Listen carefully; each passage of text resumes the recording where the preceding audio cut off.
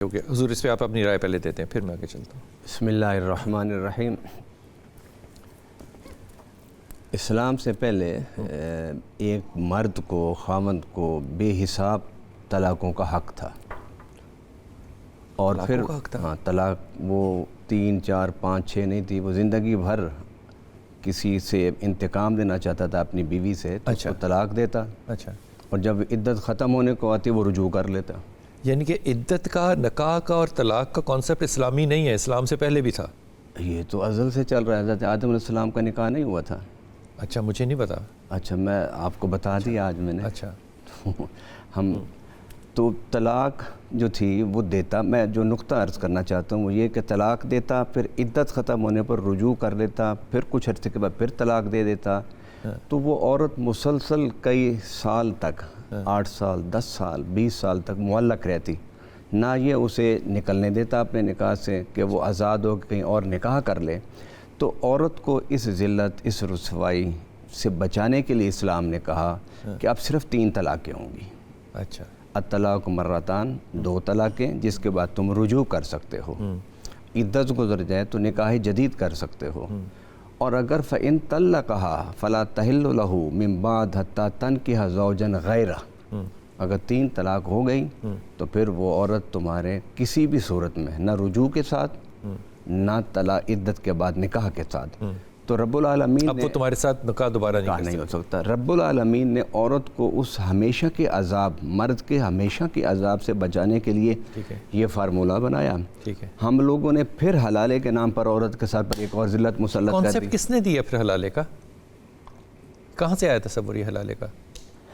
ایک حدیث ہے جس میں یہ کہ حضور صلی اللہ علیہ وسلم کے ایک صحابیہ تھی، انہوں نے خامن نے طلاق دے دی، رفاع ان کا نام تھا، انہوں نے دوسرے صحابی سے شادی کر لی، ان کا نام تھا عبد الرحمن بن زبیر۔ اچھا، رسول اللہ صلی اللہ علیہ وسلم کے پاس وہ گئیں، انہوں نے شکوہ کیا کہ حضور اس میں تو مردوں والی کوئی خصوصیت ہی نہیں ہے، مطلب ہے کہ کمزور انسان ہے۔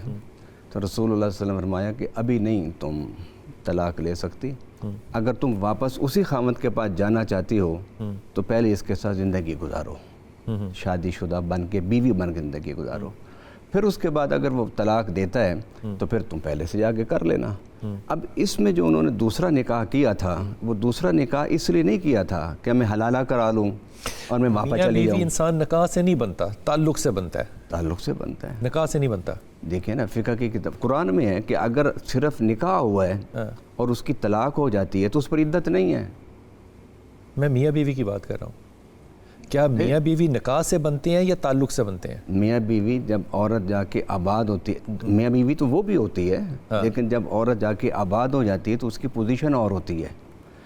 اگر اس کی طلاق رخصتی سے پہلے ہو جاتی ہے تو اس کی طلاق ہو جائے گی۔ مثال کے طور پہ نا، رخصتی ہو گئی، رخصتی ہو، فرض کیجئے خاتون اور آدمی کا آپس میں تعلق نہیں بنا اور طلاق دے دی، اب کیا ہوگا؟ طلاق ہوگی نا طلاق، بالکل طلاق ہوگی، لیکن تعلق کا بنانا تو پھر امپورٹنٹ نہ ہوا۔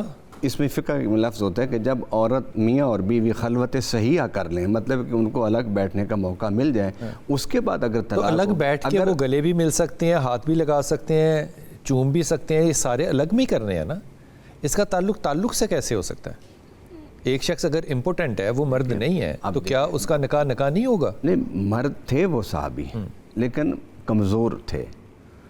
اب میں وہ آپ کی بات ٹھیک ہے، اب دیکھیں نا، آپ نے جا کے اندر جا کے پوچھنا تو نہیں نا، یا اندر جا کے دیکھنا تو نہیں کہ یہ کیا کر رہے ہیں، اس لیے فقہ کی کتابوں میں یہ ہے کہ خلوت صحیحہ کا لفظ استعمال ہوتا ہے۔ اب وہ خلوت صحیحہ کو کیسے ڈیفائن کریں؟ خلوت صحیحہ کہ ان کو الگ بیٹھنے کا موقع مل جائے، اب اس کے بعد خلوت میں کریں گے، خلوت میں نا۔ اچھا، اب وہ جو ہے اس کے بعد طلاق دیتا ہے تو اس کا حکم مختلف ہے، اب وہ عدت بھی گزارے گی، اور اگر اگر رخصتی سے پہلے اگر وہ طلاق دیتا ہے تو عدت نہیں ہے اس پر، ٹھیک ہوگی بات۔